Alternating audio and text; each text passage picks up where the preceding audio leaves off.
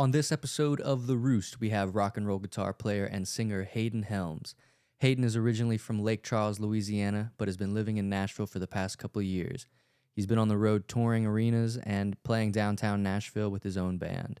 He's now venturing off his own artist career as he continues to release his own original music. Hayden is genuinely one of the nicest people I've met and an incredible musician. So please enjoy this conversation with Hayden Helms.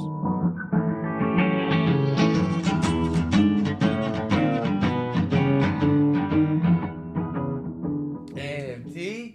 Come on. Dude, do you know how me and him met? I heard a little bit about it. Yeah. Man, that was a crazy show. Like, it wasn't like a bunch of people, but it was fun just because I was playing with Struggle Jennings at the time, and he was playing with Justin. Yeah. And that was like, we just met, and then I just heard the accents, and I was like, they're from Louisiana too, so like, we just started talking. Nobody else could understand us, and me and him specifically, we just kept saying T, and like just doing that, like really leaning into it. Yeah. And that was such a fun night. Me and him were tight ever since. Hell yeah, dude. I'm so happy y'all live together. That makes me so happy. He was actually in the band too for a little while. Yeah. Yeah, but he wasn't there whenever we met. No. Yeah, no, that was kind of bad timing, honestly, because it was my last semester of college, and What were you, UL? yeah, UL For what? music business. Okay. Yeah, Is oh God, what's his name? Imagination Movers. yeah. Scott Durbin. Scott He's still Durbin. there? He is still there. Oh, he's the best. I love dude. Scott Durbin, man. Mm-hmm. He is so good, and kind of grew up with his son too, so I've known about him for a while. But man, what a good head of that department, man. He's the only one who makes it like a real major. Yeah. Did you know much about like UL or anything? Yeah. So I went for about a year. I was a Okay. jazz vocalist major. They kind of made that a thing. Dr. Alper. Yeah. He. I remember auditioning and doing that whole thing, and yeah, he was super cool. Yeah, Garth is my advisor. He's the best. Yeah, Garth. Yeah. Yeah. He's the best, dude. And he's so good. Yeah, he is so good. And I remember Roy, was his last name. He was like a vocal teacher there too, and he was nuts, insane singer, good. Thing. But yeah, so I know that department a little bit Yeah. for sure. Yeah, man, it was crazy. I was juggling a bunch of bands in Lafayette and trying to do the music business thing, and it really wasn't like that crazy of a workload, so I was able to make it work. Right. And they were kind of like cool if I had to go on a little weekend tour or something. Oh, And yeah, leave- that was the thing. They were cool about that. Yeah, they for were cool. sure. Yeah. What did you graduate? Hmm. Yeah. Nice. Yeah, and that's why I kind of left the Justin thing, because it was like just my last semester, last year, kind of playing with them, and it was too much because I was juggling a lot with Justin, Yeah. and then just it would have been too dumb to not finish that out. So what prompted the move here for you? we like me and Brad, we did the Justin thing, and we did. I was playing with like 5 different bands in Lafayette. I was playing Zydeco for a couple people. I was playing in some cover bands, some country cover bands and stuff. And I was really just kind of like breaking even after really like, I just kind of felt like I was spinning my wheels. Sure. And I knew moving out here would be kind of a slow start, but I knew that there was probably no ceiling out here, and really like was probably worth just diving in and trying to get started. And I've definitely been feeling the slowness. It's been a tough transition, but it's exciting. It's about to blossom, if you will, now that it's spring. Yeah. But so yeah, I think both of y'all got here at the right time. Yeah, it's kind of when I moved here, because I moved here in 2020 at the end in November, and I wasn't, I didn't know anybody. I knew a couple people from back home that moved here, but they weren't gigging a lot or anything. They're kind of figuring their way out, and I was just like co-hosting open jams for like $40, like 2 nights out of the week, and like I was like, what? And then I was just like, what is this gonna lead to? You know what I mean? Yeah. And it was just, But that's how it starts, man. And something that somebody told me, and it's so true. Like some of the first people that you meet here are going to be the ones that throw you opportunities. Like some of the first few, whoever that is going to be. And I don't know why that, like, so, because that's how I ended up getting the struggle gig. Was one of the first people that I met was Kareem, his drummer. Oh wow. It was right when we moved here. It was me and Ty and my fiance Mackenzie. So, but Ty played bass in my band back home called the Good Samaritans. But our drummer, he was married at the time and had his first kid, so he, had to stay behind and do that. And so I was like, all right, we need a drummer. And so we saw this guy Kareem posting these videos of him doing drum covers in the studio, and he was really good. And we were like, all right, I'll just shoot him a message and shoot him our album that we put out. Why not? Yeah. And because he was like, and the way the post was, it was kind of like, yeah, I'm not on the road right now, all this stuff. Like, so it's kind of like, it seemed like, really far away. But then after getting to know him, I'm like, oh, he's just like normal like anyone else. And he ended up loving the music. And like the first song off that record, he told me this story later. He was like, when you sent me that, I listened to that first song. And like I couldn't believe what I heard, and I had to listen to it again.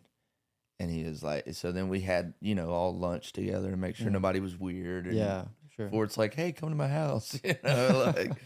But yeah, and then not even that. So like I said, one of the first people I met, almost a year to the day later, Struggle's guitar player, who's another great buddy of mine, another great Louisiana cat. He was leaving the gig. And he called me to come sub for this last date on a tour. And so I had like 2 or 3 days to learn this material. And like, they were like, all right, we're going to put you on a plane, fly you out to Vegas, and then you're going to come play LA. And I'm like, I've been on a plane only one time before that. Like, you know what I'm saying? I come from, not that, you know? And so I'm like, all right. Like, kind of that fake it till you make it. Like, Dang. But I prepared really hard for it. Like, I was like, all right, well, I'm not messing this up because you don't know how many opportunities you're going to get. So even though I had like 2 days, and I remember it was in December because I remember our Christmas tree was up, and I was telling my fiance about it. And she was like, yeah, you got to do it, So I go do it, and I do a really great job. And then, like, I didn't know I had the gig whenever that happened, but I was in a group chat. And they were talking about rehearsals, and I'm like, hey, am I like supposed to be in this group chat? Like, and they're like, duh, you're an idiot. Yes. I'm like, all right, cool. Yeah. And so, so I played with Struggle for almost 2 years. And then I just left that gig. Oh, wow. Because I have an album coming out. I want to kind of bet on myself. Hell And I think that's important too. And like, because there was no hard feelings. Still love them. They still love me. But Struggle even knew that I was an artist, and he was like, I know I'm not gonna have you forever. You're talented, and like, he was always real supportive in that way. And so it was just like, sometimes you got to bet on yourself, man. That's just like all of us moving here and figuring it out. Yeah, man, that must feel so good too, because like, it's one thing to tour, but another thing to really like push yourself, and like whenever it's, your project that you're really going out there and promoting. I mean, that's makes it all more worth it for sure. It is, man. And like, it's validating in a way. Like, it's like, okay, I know I can I just did this thing, like we just got off tour with Jelly Roll. And so like, and we're all from the same area. Like we don't come from that. And so knowing that, okay, I did that, I can do that, and I know I can do it. Like, okay, I can do this. Yeah. I mean, that's a good point too, because like from where we're from, in Louisiana, and I haven't spent much time in Lake Charles, but I'm sure it's similar. Just like, you kind of see all the opportunities that are available, and there's not a lot of them, and the ones that are there are just like, people are grandfathered in or whatever. It's just so.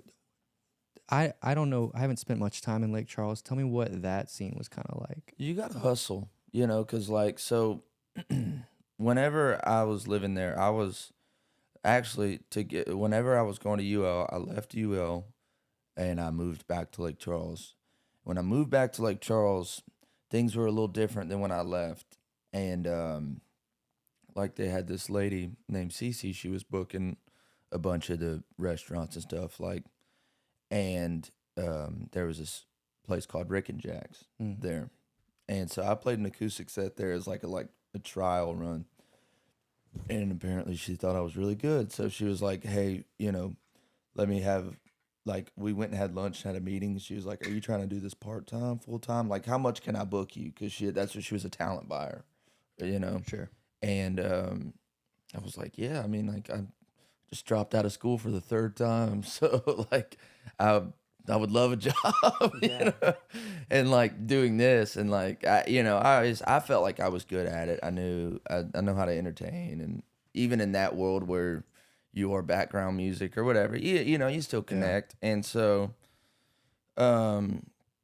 she was booking me and she was like, do you have a band? And I was like, yeah. And I kind of did, but I was like, I was just thinking this is going to open more opportunities so I can put one together. Yeah. I know I can because I know the people, I know the players here, whatnot, and I already had a vision of what I wanted to do. Because as I was leaving Lafayette, I was also starting this band called the Good Samaritans. Sure. And so I had this 5-song EP that originally when I recorded, I played everything on it, did the whole Dave Grohl thing. And then Nice.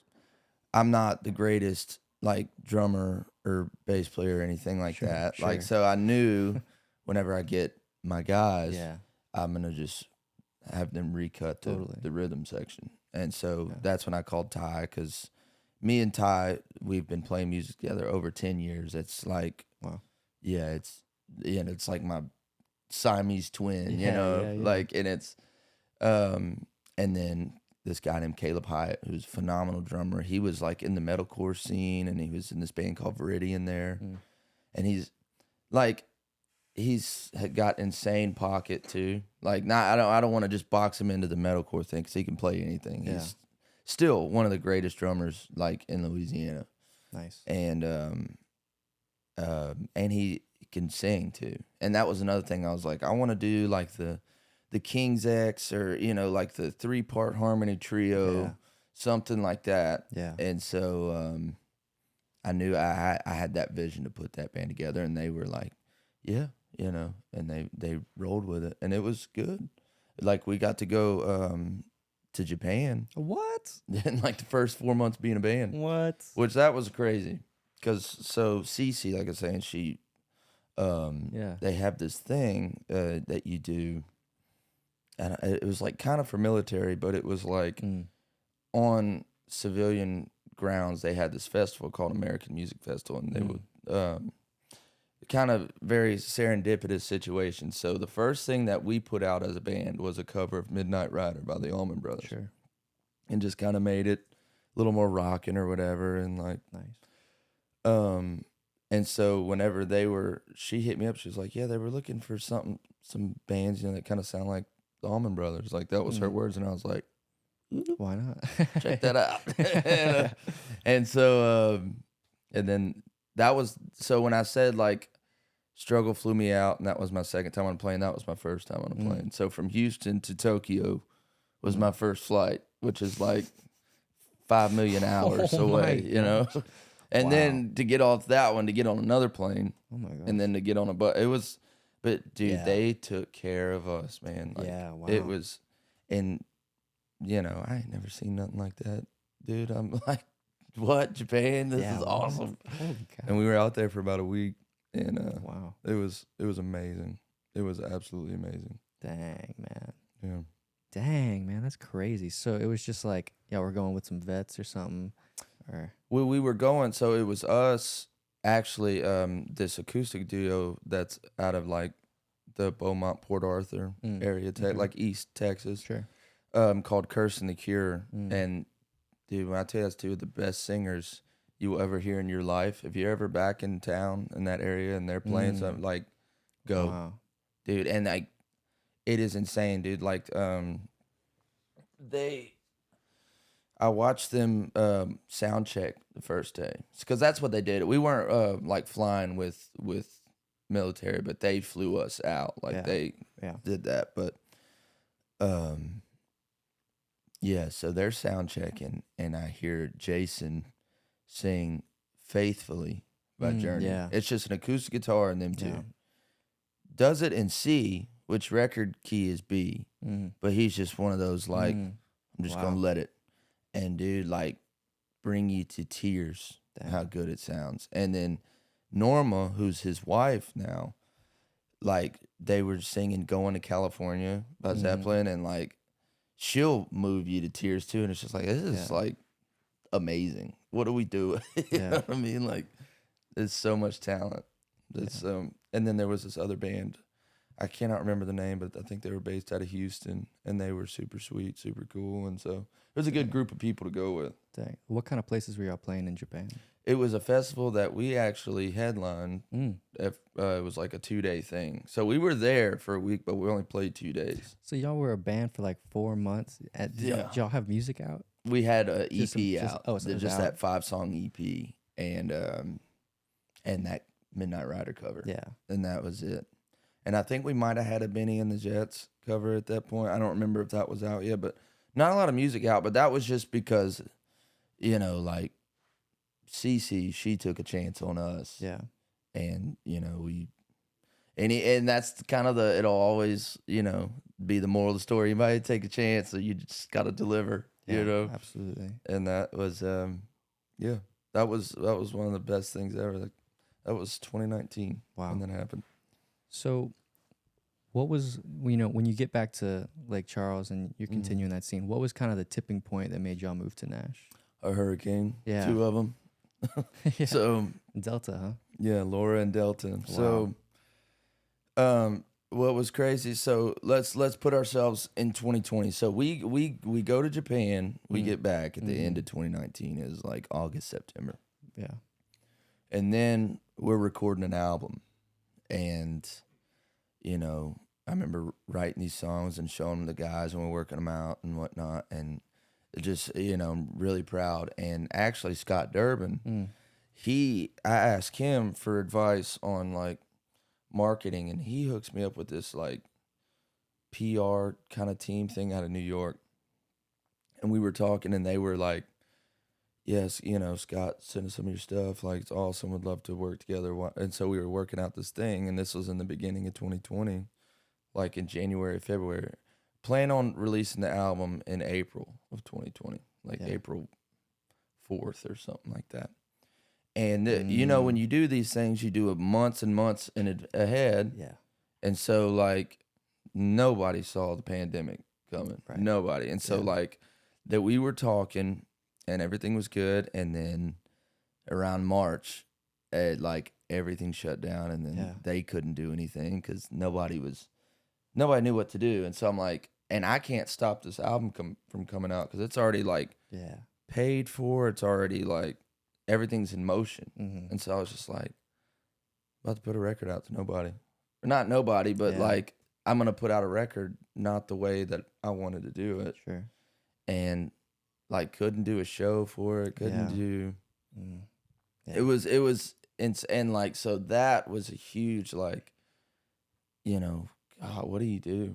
You know, we just, the three of us, we put our money into this and our whatever. And so, and then you can't really go work. So it's like, all right, well, we don't have a lot of money. So, so anyway, so then figuring out, kind of gigging here and there where I can, and months go by, and then all of a sudden it's August, and then my fiance, she was in LA at the time. She was on vacation with 2 of her friends. And as she's out there, I'm kind of just house sitting at her house, watching our dog and hanging out. And I just thought I was going to chill there. We knew the storm was coming, but nobody knew the extent of what it was going to be until, like, the night before. I'm just, like, looking at the news, and I'm like, yeah, this is now from, like, a tropical storm to a category 3, and it's only going up. And so I'm like, hey, I got to go. And I spent like $200 on groceries and whatnot, just like, just prepared to, like, have it just hang out, got this crib to myself, whatever. And so got to get the dog. I have family out in San Antonio, Texas. So I drove out there, and hurricane happens. Yeah. Get back, and I see like where me and Ty lived, like our house was destroyed. Oh wow. Yeah, like there was this big hole in like the kitchen, like, water damage. And so Laura, if anybody's watching, it was a category 5, which is the, where you, Yeah, big boy. yeah, the biggest. And so I'm like, all right, well, what are we going to do? And so I always wanted to move because I felt like we hit our ceiling in Lake Charles. Like I was already a full-time musician, which is an insane accomplishment there. Yeah. I mean, we were a big band in our hometown. Like we did everything. And so I was like, well, this has got to expand. I feel like I need to expand personally. And so we talked about moving, then not even 6 weeks later, the second hurricane comes through. And so everybody's house that was messed up due to the winds, that one brought a lot of rain. So then it was like, it just doubled down. Wow. We go to Nashville to we were just talking about moving there. Yeah. And we go look, and the last day that we were in Nashville and we were going to go back to Louisiana, but this hurricane was happening. Yeah. We decided we had to change course and go to Arkansas because Kinsey, she has family there in Mena, Arkansas. We were house hunting all week while we were in Nashville in that time.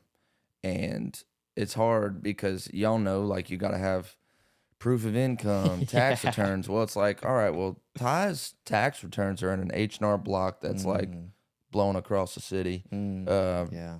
Wow. I don't know where mine are. Kinsey doesn't, it was just, right.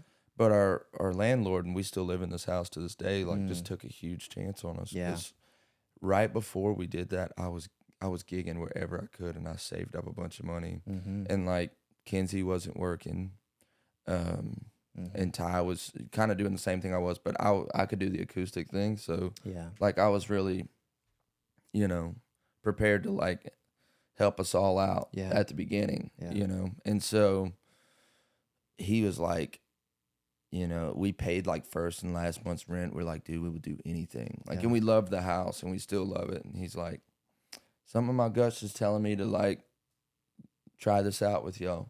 Yeah. And like, we were sitting on the front porch in Arkansas at her aunt and uncle's house. And like, it was like in the morning, I was like, oh my God, like, thank you. So I remember me and Ty were looking at Indeed.com, like where you find jobs. We're going to be like painters, like paint people's houses and stuff, like just figure it out. Yeah. And then, but yeah, we got the house in October, got to move in November on the 5th of 2020. And then had to kind of start all over. Yeah. It's go time now. Yeah. But it was insane blessing. Yeah. Man, what a crazy story. It is. It's crazy, dude. Man, it just gets wild the longer you're here because you start reaching these milestones that you didn't think you would reach. Yeah. A lot of expectations like are met, and you don't even know how you did it. Yeah, it is exciting out here. It's I can tell that it's a whole different game to play out. It's just like starting over. Yeah, it is, but it's all about perspective because it could be just looked at as like this, God, like, and it is hard, man. Yeah. It is hard, but like, if you work hard and you're good at what you do, and if somebody gives you an opportunity and you seize it, like, you will be fine. Yeah, it's just when those moments come, like, you gotta take advantage of them, dude. You have to be present and put in the work, and like, because like, I could have gotten that call for that gig and like not did my homework and fumbled at the whole show, and but like Kareem, still is a buddy of mine, took a chance on me. It was just like, I know you're good, so I know you can do this. And like, it's not that the songs were like insane, like, but it was just like knowing them inside and out, being able to sing them, being able to like that. And that's a great thing because like, all three of us in here were musicians, and like, that's a good rule of thumb is like, you know a song if you can sing it. Yeah. even though like if we're just learning it instrumentally or whatever. Mhm. But that's like a big thing that I always Yeah. take to heart. Yeah. Homework's very important. Very, dude. Yeah. Yeah. So Kenzie's your fiance? Is that- Mhm. So man, it was an amazing show I got to catch the other night with, Thank you, with you dude. guys, and it was real wholesome to see your fiance and your mom just Yeah. supporting, and your mom. So proud of you, dude. Yeah, It was real wholesome, and yeah, that was a good night, man.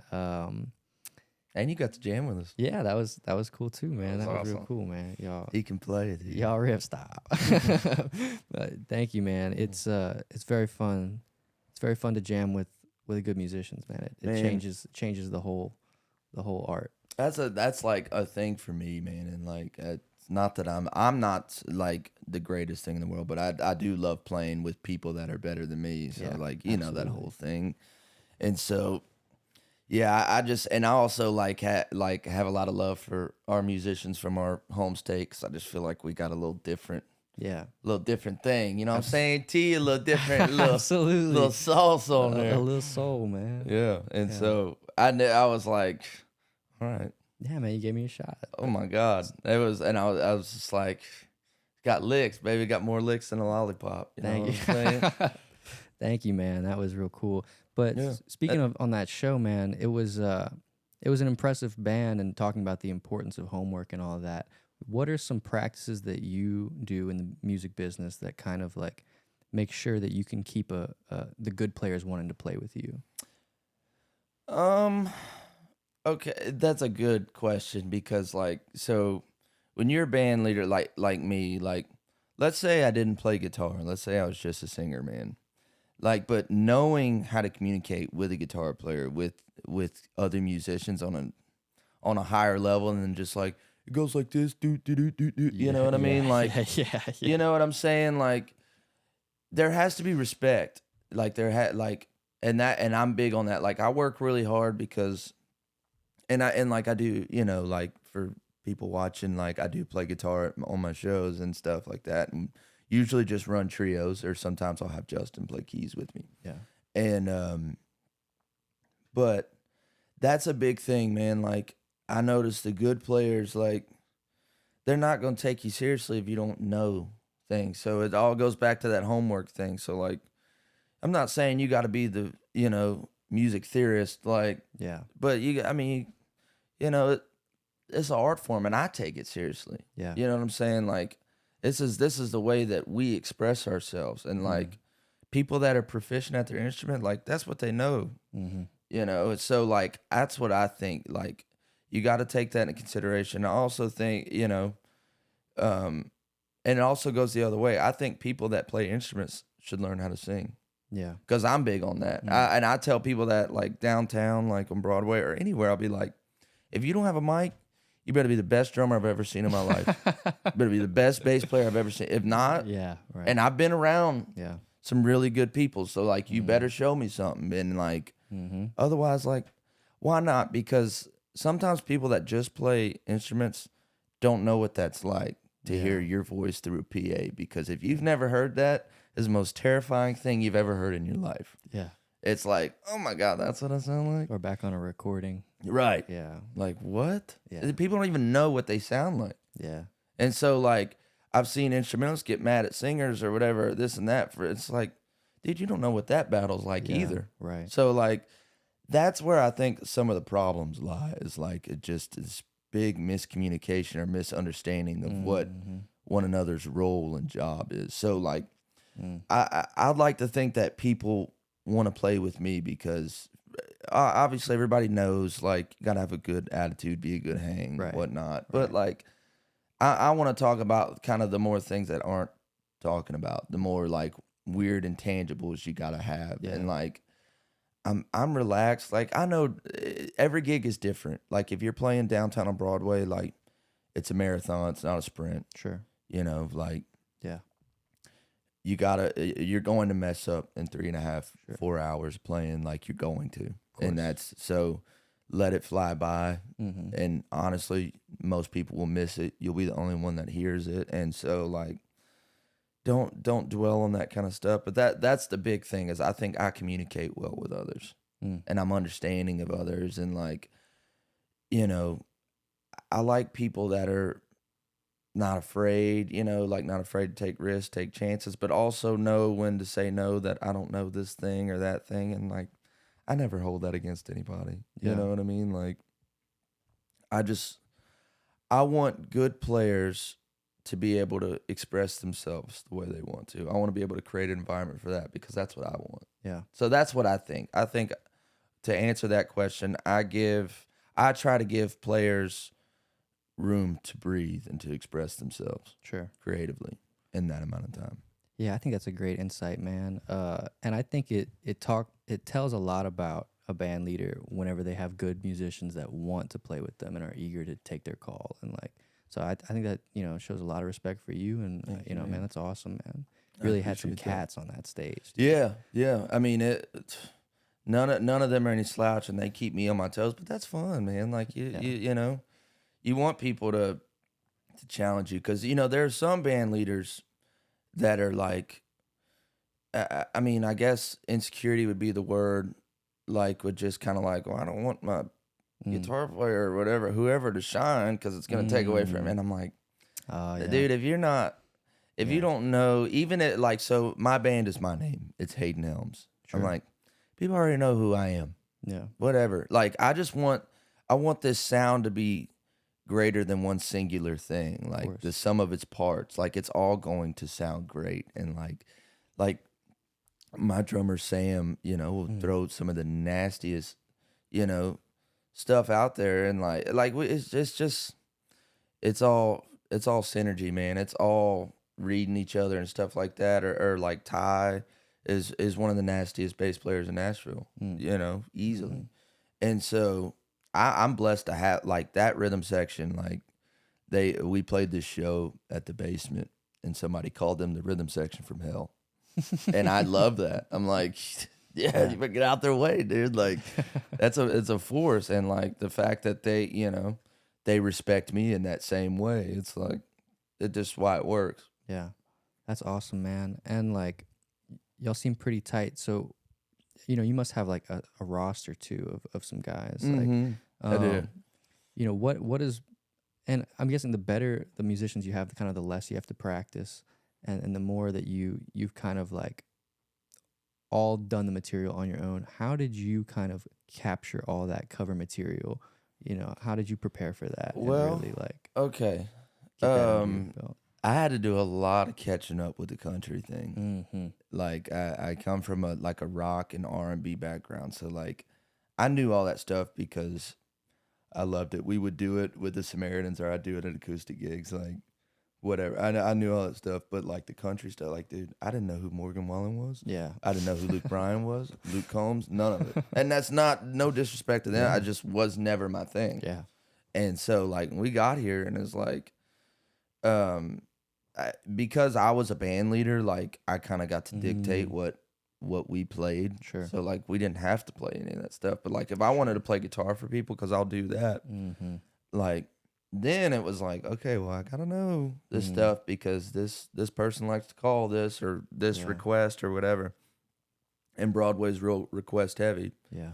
And so I remember me and Ty, because Ty had a lot of catching up to do with it too. And we would, before we were gigging a lot, that's what we spent our time doing, was like learning. All right, we got to know this, Luke. We got to know. Oh my God, what's the song? We have to know "Save a Horse, Ride a Cowboy." We have to know "Country Girl, Shake It For Me." We have to know these songs. And I never want to be the guy that's got to like look up every song. I feel like I have a good memory, and so like even on my shows, that's not even like people laugh at me, because down there, if you go look down there, people have like these phone clips, and they're like, or these iPad holders, and they're heavy duty, and they're like $80, and they look at me. I have a capo, on my mic stand, a $10 capo that holds my phone if I need to look something up. Yeah, but like that, I just.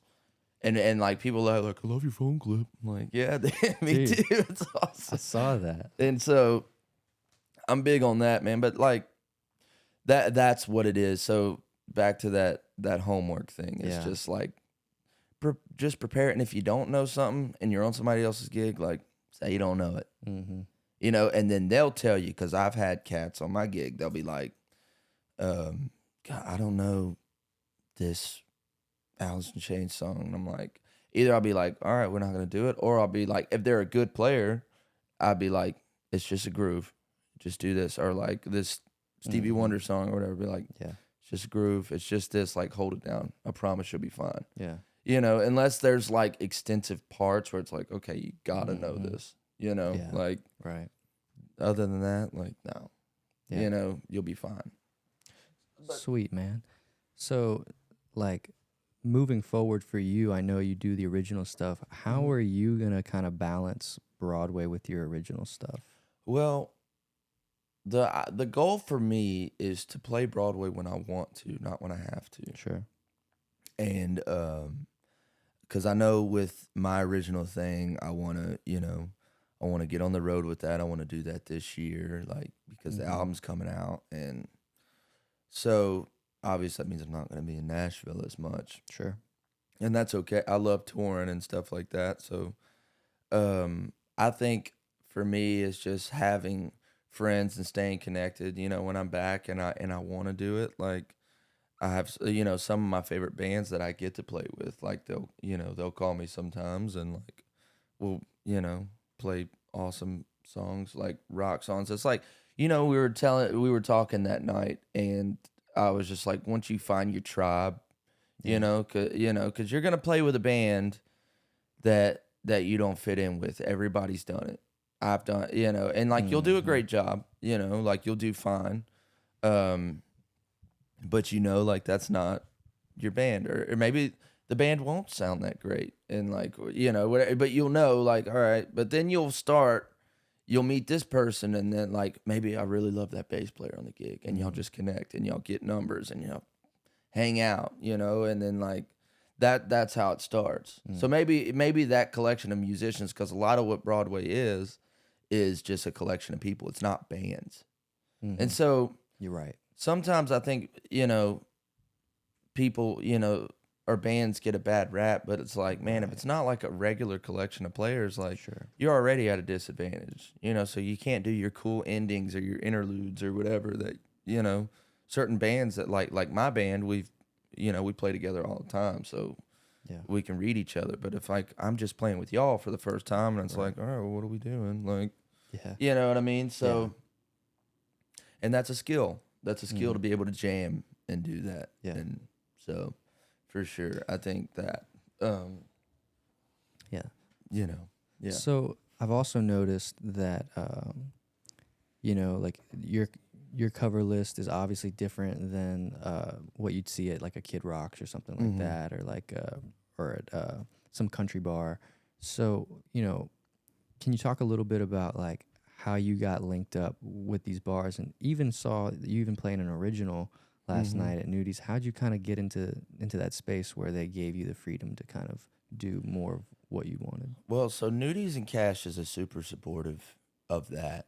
Like, Cassius plays, you know, like, my music during the band changeover and stuff, like we're in the playlist rotation and stuff, like, so they're super, like, supportive of that. When I got onto Broadway, like, I started on the Tootsie circuit. Yeah. And and the Tootsie circuit is like Tootsie's, Kid Rock's, Rippies, and Honky Tonk Syndrome. Yeah. And I started there, and I was on that circuit for about a month and a half, and then transitioned out of that because I met one of the greatest sound people of all time. Her name is Cindy, and she was working at a bar called Crossroads and heard me at Rippies. So Crossroads is now the Hank Williams bar. But, you know, like, they're not, I think AJ's is in the middle, but they're right close to each other.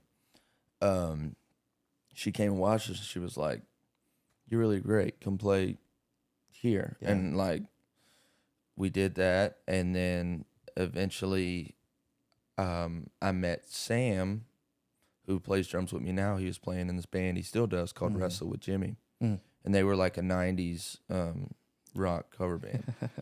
And they were playing at Nudies and stuff like that. And, like, I remember them playing, like, I tell this story to Sam, and it's funny. Like, me and Ty were watching, And there's a Stone Temple Pilots song. It's called "Dead and Bloated" from their first record.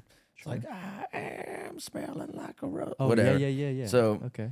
at the beginning of it, there's the biggest flams you ever heard, and you're like blah blah, and like I knew I was like right there, those two flams. I was like, yeah, we're like, Yeah. we need to play, and so anyway, so I once again, you kind of fake it till you make it kind of thing. So Right. I got the contact info from Nudies and Caches Sure. from them. Yeah. And I was like, hey, these are some of my best buddies. Like, they told me to reach out to y'all. And really, we like just met, you know? Right.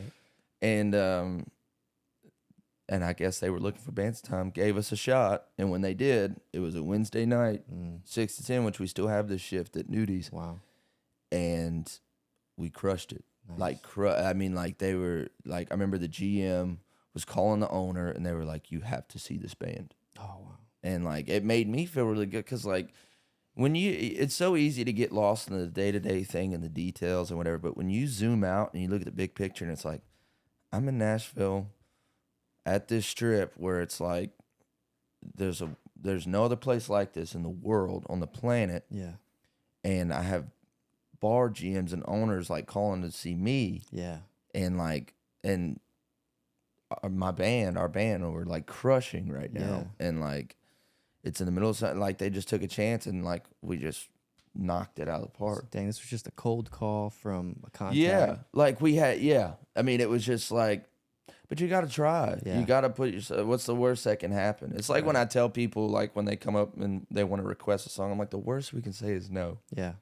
That's it. Like, Right. and then we'll talk about figuring something else out. Cause we played a couple little shifts, like, filling in, like, but I remember the very first time we got called to play a gig on that circuit. They didn't realize like the upstairs of one of the bars was closed. Mm-hmm. So it was like, it kind of worked out in our favor because like it was like, all right, they're really gonna throw us a bone just because like that was their bad, and stuff like that happens. It's just whatever.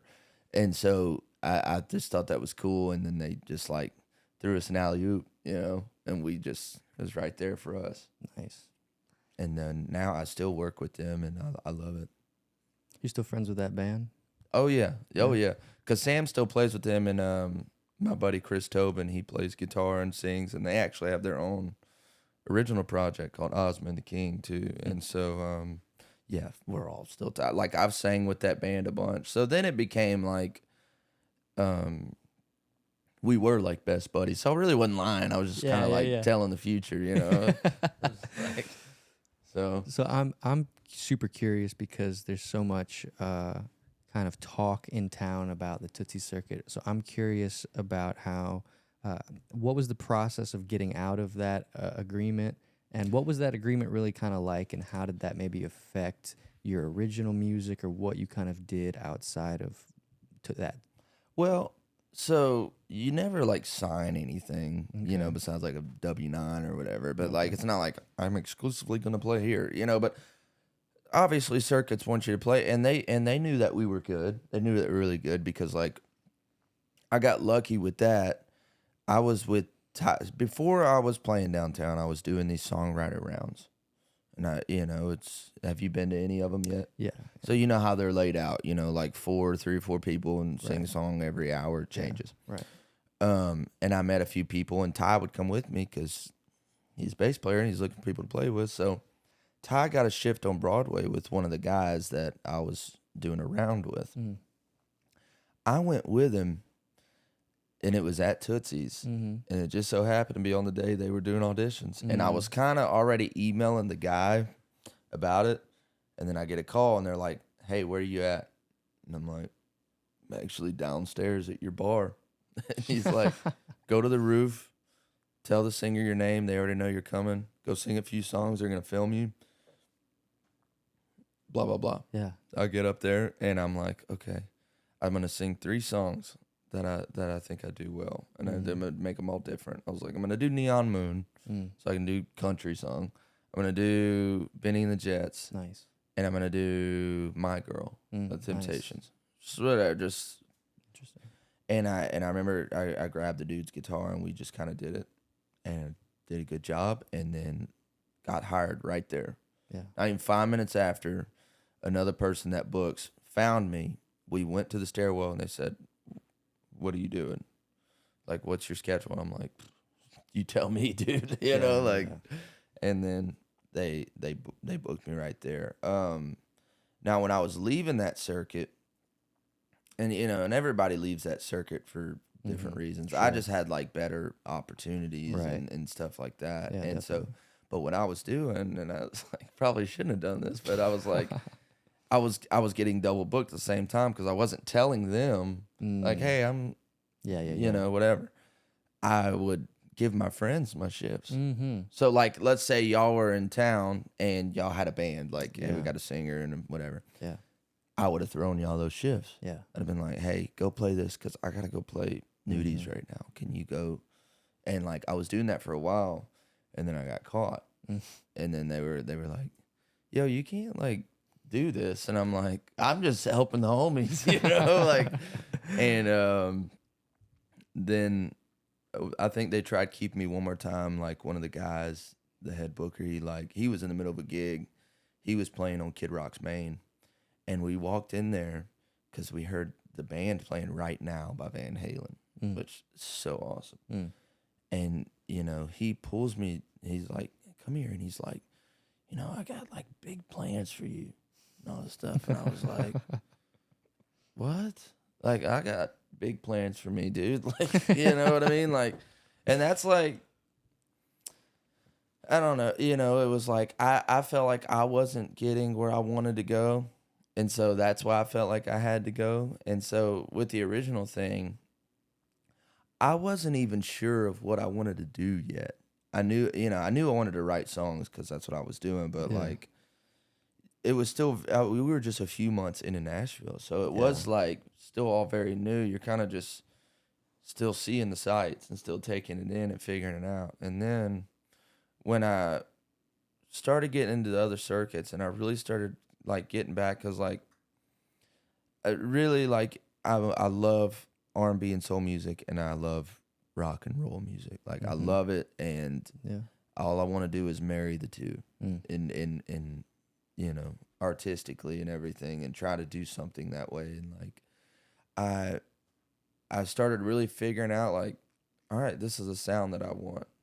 And that's when I started writing the songs like that kind of cater to that. And also like when I'm writing a song, I look at my personnel and I know that I have Ty and Sam.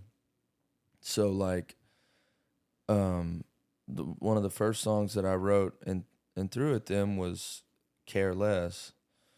And originally I wrote it on piano, very simple or whatever, but I'm like, no, this needs to be a rock tune. So I kind of grabbed the guitar and I got it, I sped up the tempo a little bit, and I like, so at its core, it was like a softer kind of R&B like jam, but then like I kicked it up a notch, but it still like has those super cool like chord progressions and stuff like that. And when I wrote it, then I sat down with Ty and I was like, I want you to think like Robert DeLeo, who plays bass for Stone Temple Pilots. And if you ever go back and look at that band and look at what they're doing, like chord movement wise and like bass line wise and like all of it, like it's smart music.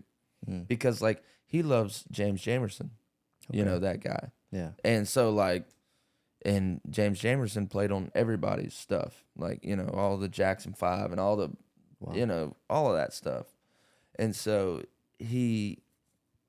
and that's the thing I love, man. Like, I just love good music that's just like, it's got so much detail, much more that meets the eye, So, I knew that Ty would be able to deliver that. And the same thing with Sam, I was like, here's where, where the root accents and where everything is supposed to fall. But like, I don't know. I give them a canvas. I'm like, here's a song. This is a song at its meat. I can go play it acoustically. But I was like, it's a blank canvas. Like, have fun. Yeah. Let's have fun with it and let's make it interesting and unique. So like when it comes, I guess that would be like the arrangement side of it. Like that's when I'll really throw it up to them. Yeah. In some things, like Ty is a really great riff writer, Yeah. and like I'm not bad, but I'm not as good as Ty with it, Yeah. you know. And so I'm like, I'll have like a part, Yeah. and I'll be like, "Hey Ty, make this better, Yeah. because this is stock and stupid." You know what I mean? Like in Yeah. in 5 seconds, it's insane Dang. what he can do. But- Yeah. So I'm curious because like I think I'm still in that stage where I'm trying to figure out my sound, and it's hard to put myself in a box sometimes and like 100%. to stick to something. Do you feel like there's a ton of like ideas you had to kind of like put in the back closet and hide, or do you feel like you're really kind of like, you know? I think I struggle with that too. Like some days I wake up and I want to play this, Yeah. and then the next day I wake up and I want to play this or whatever. Like, Yeah. I think, but really, what I'll try to do is like, I'm not a big song thrower away. Like, Yeah. I mean, I'll leave it like on the burner for a second. I'll be like, all right, this is a great part. Let me revisit this. But because like when I write songs, like I don't write a lot. Like I'm not one of those cats that Yeah. I'm gonna wake up today, get a cup of coffee, and write 3 songs. And Yeah. you know, go kiss my dog on the head, and you know, whatever. Like I'm just not like I can't. Right. And but like I'll go months and months without writing a song. Maybe have 1 or 2 cool guitar parts that I'll put in my notes in my phone, and then for some reason, out of nowhere, I'm like, boop, all right, here's like 8 songs in a week. Yeah. You know, just, but I just, you let that thing come to you. But I don't think there's anything like, I think I can make it all work. I think it's different, like, because now that I'm technically a solo artist, like, I play by my own rules. Yeah, You know, so right. like, if I want to put out like a jazz standards album, because that's what I want to do, like, who's gonna tell me no? Why not? You know, I'm the only one that can say no to that. Yeah.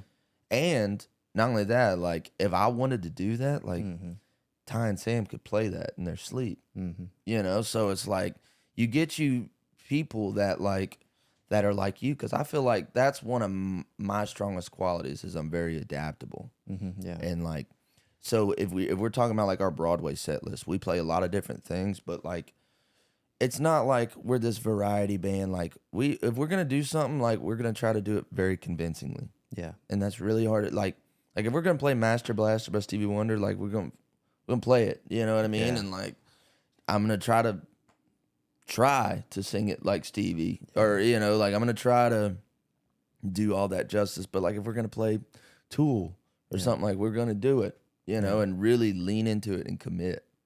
You know, and not. I don't know, not halfway do it, Yeah. you know? So anything that you're doing, I think overall, if you just commit and lean into it, it's all still going to sound like you. Yeah. So like when you're talking about like, you know, these different style things and these things you want to write or do, like it's still going to sound like you. Yeah. It's still going to, it's your hands, like Sure. all of it, you know? Yeah. And it'll fit the context of whatever you're playing too. Yeah. So I'm curious, like this newer project or stuff you're working on, you know, this has probably been a long time coming. What's kind of your studio process? You have like a lot of access to a studio, or do you kind of go in with like everything you got all at once, or is it kind of like as things come, you kind of like have some people who kind of help you out, throw you some studio time? Well, so as far as we recorded all these songs except for one at this place called Station West. It's in Berry Hill, like South Nashville. And whenever we would record, first like I like to go in. Everybody knows what they're doing. Yeah. Because I'm paying for this. Right.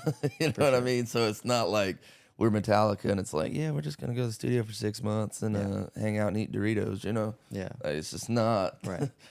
feasible. And like, so what I would do is, or what we would do, like we play during the week, right? Like usually my Broadway schedule would be Monday through Thursday. I'd always book studio time on Sundays. Because for me personally, like I got few days of vocal rest. Because like when I'm down there, like I sing pretty hard stuff. Mhm. And like Ty plays with another band during the weekend, so like Sunday's his free day. And Sam too. Like Sam sometimes will pick up on Saturdays and Fridays and whatnot. So Yeah. so Sundays would always work, and I'd always do night. Like you can book a full day or a half day. I would do a half day from like 5 p.m. to midnight or 1. Because we work nights anyway. So it's like, I don't believe in singing when the sun's out. You know what I mean? Like, it's just kind of, the notes don't come out the same. But, so we'd book studio time that way. But I'd go in knowing what I wanted, like, every time. Because, we just can't waste time. But we'd go in 3 songs. Yeah. In that 6-hour period, and we'd cut them all, vocals, everything. Yeah. And we did that 3 or 4 times until we got, the record done.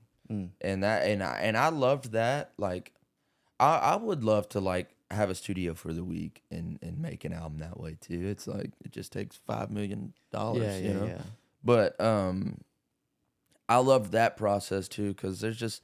When you listen to like the album, like my album, like I want you to hear that. I want you to hear the starving musician kind of like, all right, we're sounding like we're working hard, because we really are. We worked hard all week and still, delivering this album. But that would be the process for me. I think in general I like going in knowing what I'm doing. Yeah. Instead of like, I don't know, like forcing something. Yeah. Because you never know what day, if you're not feeling something someday, and like, all right, I got to go lay this guitar part down, and I don't even know what I'm doing. I don't even know, like, and there's a time and a place for that, because I've done sessions too, and they've worked out fine. But usually whoever you're doing the session for, they know the sound they want. Right. So it's like, I want this solo to sound, kind of like whatever, and then you deliver it. But yeah. So speaking about like vocal rest and stuff, like what do you really do to kind of like balance, music from not driving you crazy?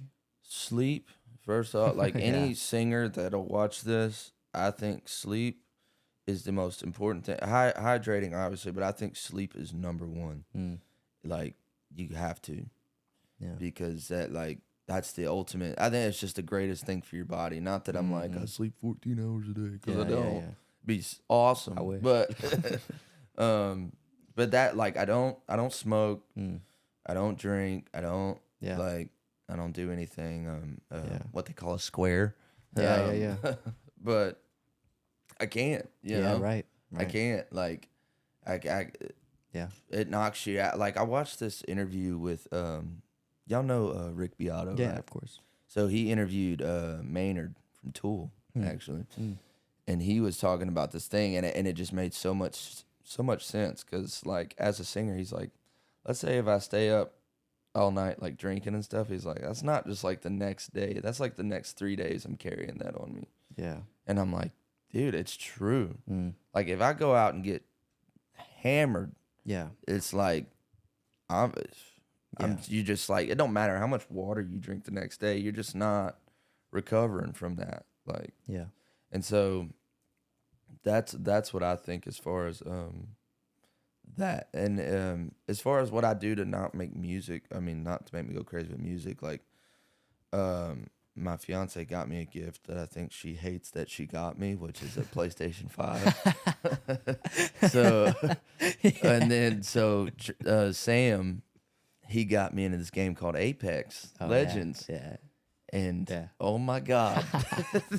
So it's so fun. So we'll do, like, last night we got on there and played for a few hours, and then me and Sam played Madden. Nice. And so, like, when I was younger, I'd play video games. Sure. Just, I was never like a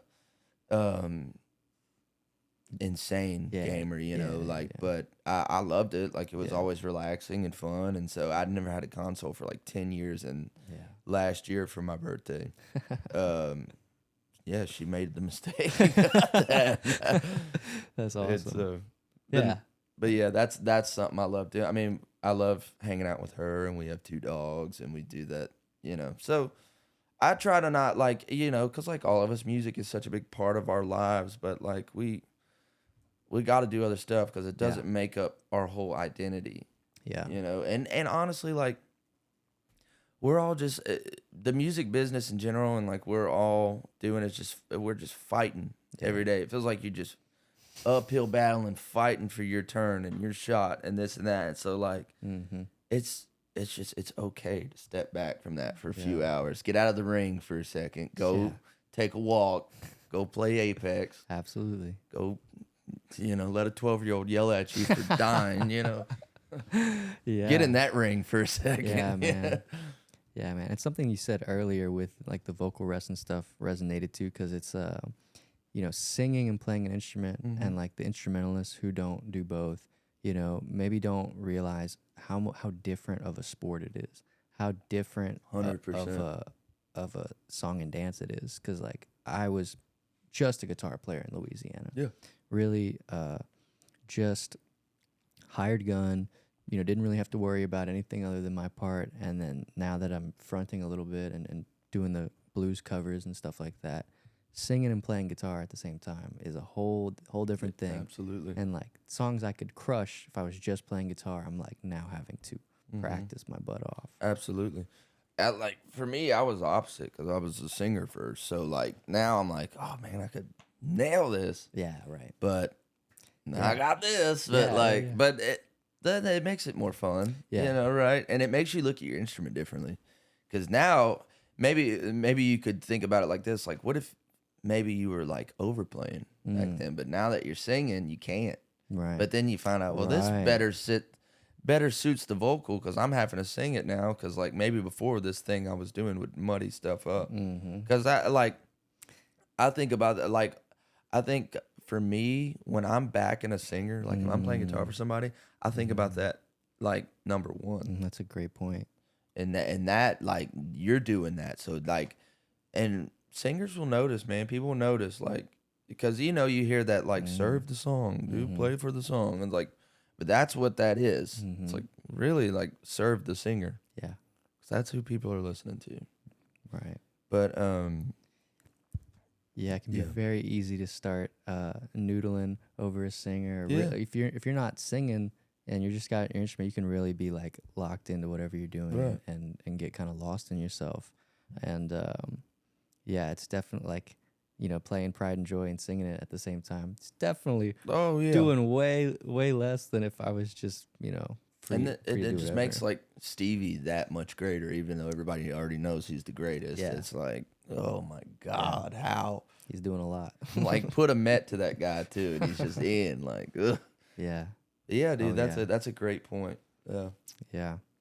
No, it's been nice, and it's this whole move to Nash, I think, has really just been in the hopes of growing and getting better, and like, you know, trying to get out of my comfort zone. And Well, I definitely think that both of y'all are on the right track with that too, man. And like, I don't know everything. I'm still figuring out. You know, I've just been here longer, so I know that much more. But you know, I loved seeing like you down there that night.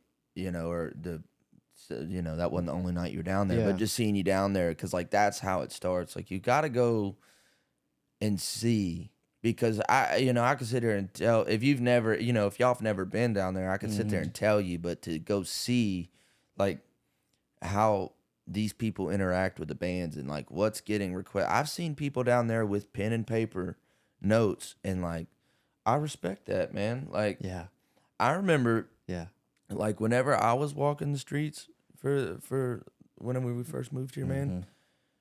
Like the reason I met Sam and Chris, who I was saying plays in that band Wrestle with Jimmy, like I was walking down the street and everybody was playing country, and I'm like, I don't know any of this, and it was a Sunday morning, and then I hear Nutshell or No Excuses, or either one by Alice in Chains.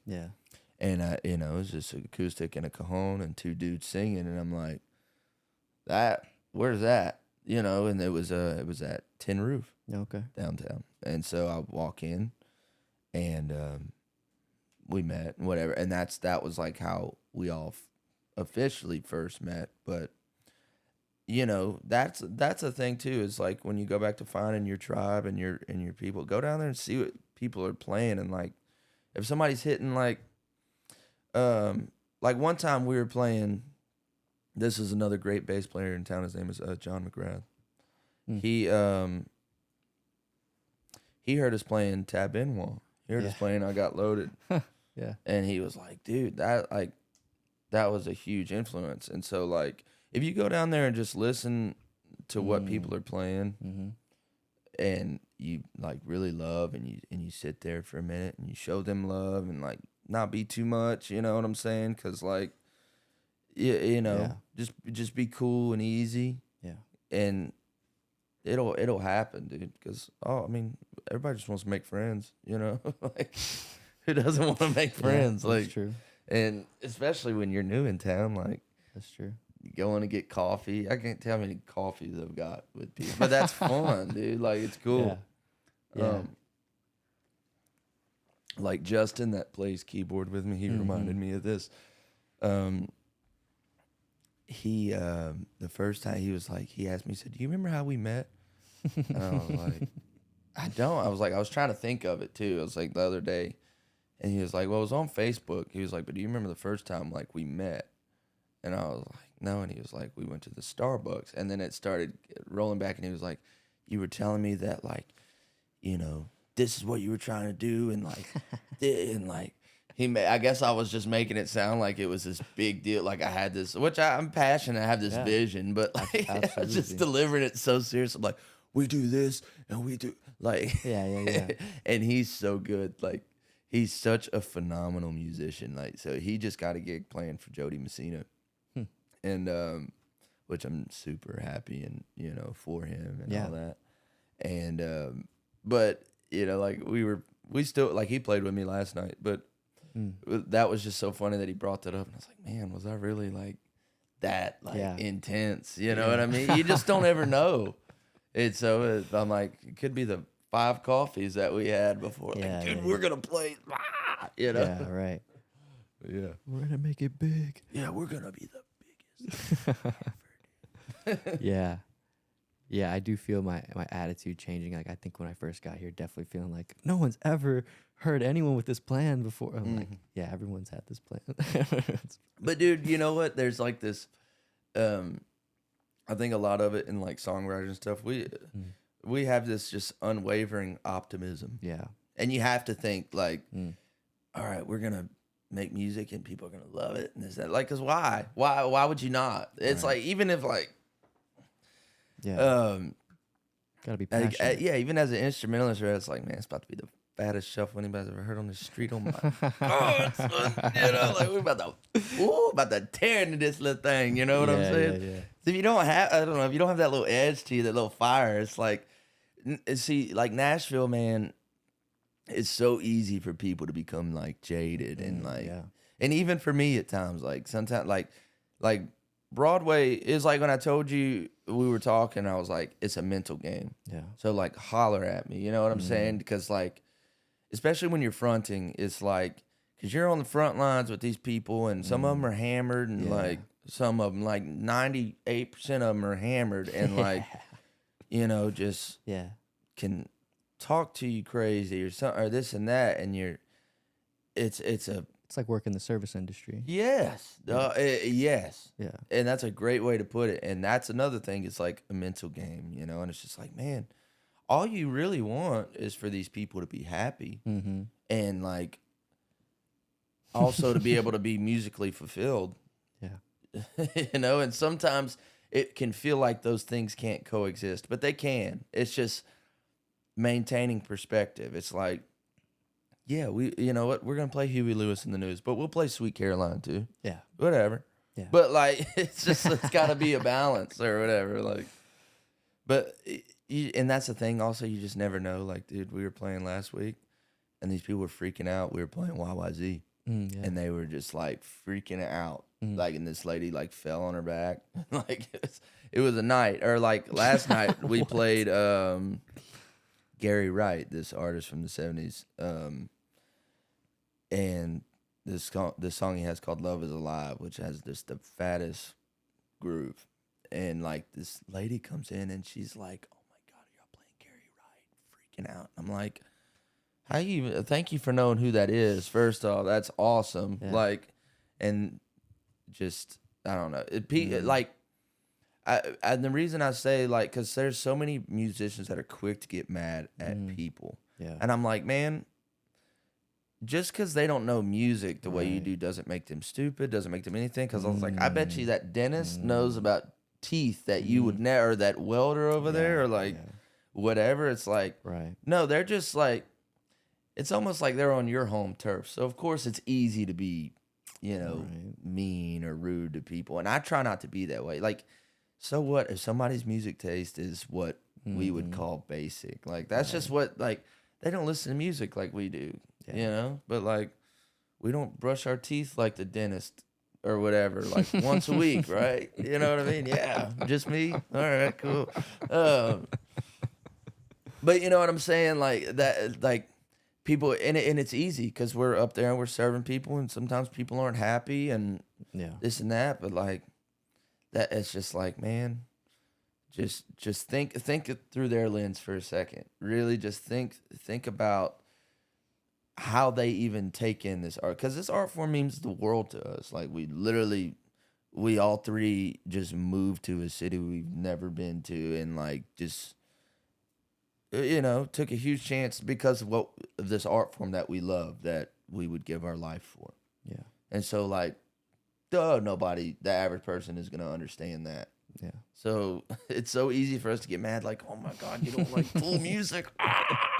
But it's like, no, they don't, it doesn't mean the same thing. Yeah. And that's okay. Yeah. And once you get like that, it's like, that's okay. And you can still be happy and still love it, because like for me as an original artist on Broadway or playing on Broadway, but like doing my thing. Yeah. I know that's not my target audience. That's not my demographic. I know. Right. And I used to be like, God, why don't these people like my weird rock song? Like, because it's not your audience. Right. You know what I mean? Like, it's just like, somebody told me a statistic about, and this is just really generalizing it, but like country music to rock music listeners, the average listener, I think it was like 200 million to 6 or something. Wow. Like and that could be very extreme, but right. If you think about it, country music is where the money is. It's where the people are. Like, Morgan Wallen's about to do stadiums. Yeah. I just got off this tour watching Jelly Roll pack out 25,000. You know what I mean? So I see it. And even if you look at somebody like Taylor Swift, who's the biggest artist in the world right now, she was a country artist. Yeah. And then now she just does the Taylor Swift thing, but like that's it, And they're pumping out these country artists. Luke Combs, another one, doing stadiums. Yeah. And didn't he do like Madison Square Garden? Probably. You know what I mean? Yeah. And like that's cool. That's like I love that. Yeah. Because I just like that, like AI hasn't taken over the world and we're watching concerts virtually through sunglasses, and you know what I'm saying? Like, at least people are going to see. Yeah, not yet. It's coming, dude. But oh Lord. Then we'll just be like grocery shopping, standing still, drooling, like watching, YouTube for 3 hours, looking at Frosted Flakes. Yeah. And you didn't smoke weed that day, you know what I mean? Like, yeah. But no, I just love, like, to me that doesn't hurt my thing, because I'm like, all right, well, Primus can still go tour. Yeah. Tool just did Bridgestone. Like, there's room for everything now, man. There really is. So it's just like, I know I don't expect my rock band to play any of that stuff. I don't care. Now, would it be awesome? Yeah. I'm not going to sit there and lie and be like, I don't want to do that. Yeah. What? 70,000? Yeah, no. I got it real quick. But like, it's not like my buddy, he's putting out a song. I think it comes out this Friday. It's called Beauty and the Pain. His name's Brian Russell Collins. Awesome drum. I think he's playing drums with me that night that you watched us. Okay. He's putting out this song.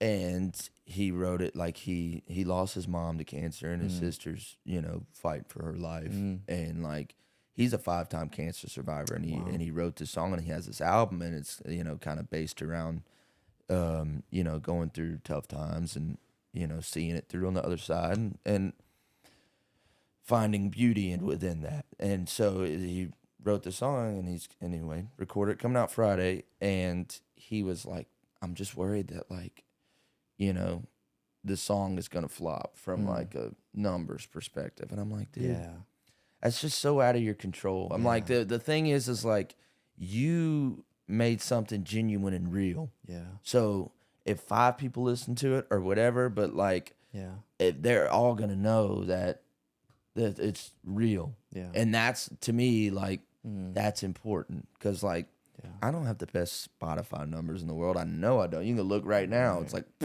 but I like, but if you, the people that do listen to it, like, they know it's real. They know it's genuine. It's heartfelt. And that's the thing, man. Like, people don't give, musicians don't give people enough credit. Music listeners enough credit. Musicians are not, like, people can see through things. You know what I'm saying? Like, and it's true, but like, you have to also understand that some people want to, and this has nothing to do with his song coming out. I'm saying, like, some people just want to have a good time. Right. So they don't want all that heavy. Right. Like, heavy subject matter, and that's okay too. You know what I'm saying? Sometimes I just want to hear Bananas or something by Gwen Stefani, and like, whatever. Like, everybody's there. But that doesn't take any value away from like that song he's got coming out, or my music, or anything. It's just like, none of us listen to the same thing every day. You know? Yeah. None of us do. Yeah. And so that's just gonna happen. But that's what I was telling him. I was like, dude, that part of it's out of your control. All you can do is promote it, market it, put it on your social media, you know, do the best you can with that, and let the chips fall.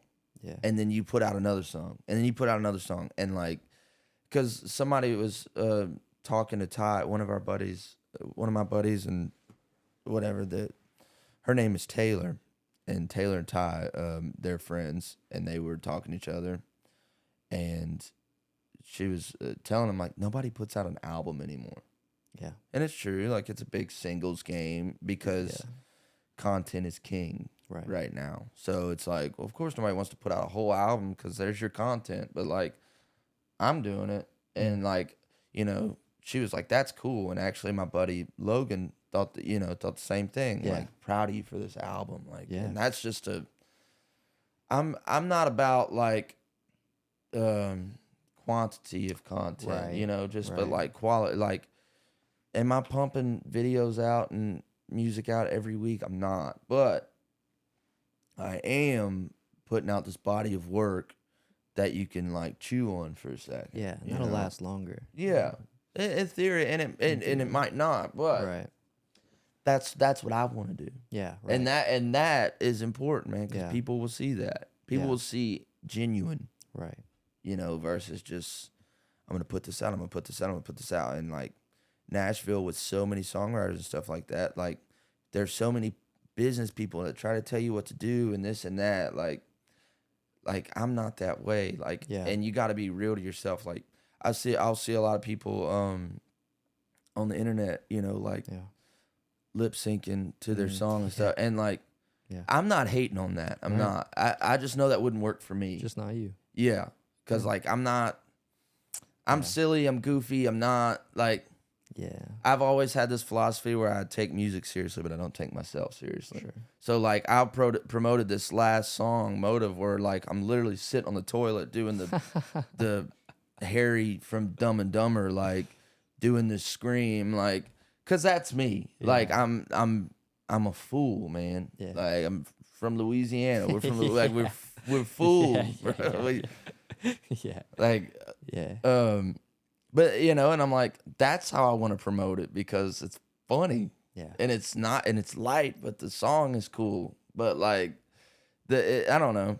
And I just want people to see me as an artist for like who I really am, which is like, I'm chill, I'm easy, I'm fun. I don't take myself seriously. I just love playing cool songs. and that's it. Like you don't have to read into it, but That's beautiful, man. I think a lot of why I wanted to start this podcast was to like kind of try and amplify the truth and amplify people who are like, obviously care about their art and care about like something that lasts longer than the 15-second content. right. And like obviously I'm going to make some 15-second content out Absolutely, of this. you should. But Everybody should. but there's still it exists the long conversation for anyone who wants to be a part of like a real interaction Right. and a real connection. So it's But you do a great job with this. thank you, by the man. way. Thank you. It was awesome. It was awesome setup, the whole thing. But yeah, you're right, because you still got to do that 15-second content. You got to do all that, but like, Yeah. got to play the game. Don't let the game play you. You know what I'm saying? right, Like, do what Yeah. you feel like you got to do. Well, and as a musician myself, it's so hard to be proud of what I do sometimes, like the stuff I make. And I Sure. think so many musicians, struggle to really get behind themselves. And like I just love to hear more from people who really like know what they're doing and Right. or have been doing it for a while. So I Likewise, man. I guess one last thing. Okay. I appreciate you coming. I appreciate the offer. I'll do this anytime. I know you got a gig tonight, so I know your voice is. I don't want to wreck it or nothing, but just one last thing. Is there anything that like, I don't know, you wish people thought about more, or a message for the people? A message to the people. Well, all the musicians, like, go with your gut, not with trends.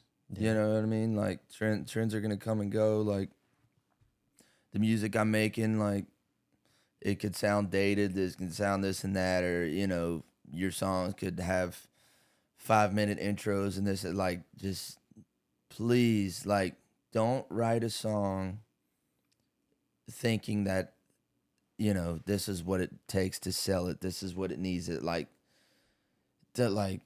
Just be real, and if that's the way you do right, then whatever. As long as it's authentically you, Yeah. and players and everybody, like, just I don't know, like I'm just big on that. I'm big on that. Like I just turned 30, you know what I mean? Like I'm just big on like, just please, absolutely be yourself. Yeah. On the internet, in real life, Yeah. let that be the same person. Yeah. Please let that be the same person. Like, don't, like of course you can be this like a little more eccentric. You're trying to make a video, but like, let yourself shine through. Cause that's what people want to see. That's to me, that's like the social media game, and everything is like, just let yourself come through so people can get to know you. Yeah. And so that would be a good place to put a pin in that, put a little stamp on that. But Hell yeah, dude. But I'm so thankful to do this with y'all. Dude, I think this is awesome. I'm so happy y'all are in town. Yeah. Just 5 minutes up the street so we can play music, Heck Yeah, man. Thank you so much for your time, man. Thank y'all. and your No, this was perspective. awesome. It's an honor. Hell yeah, dude. Yeah, We'll do it man. again. Yes. All right. Bye, everybody.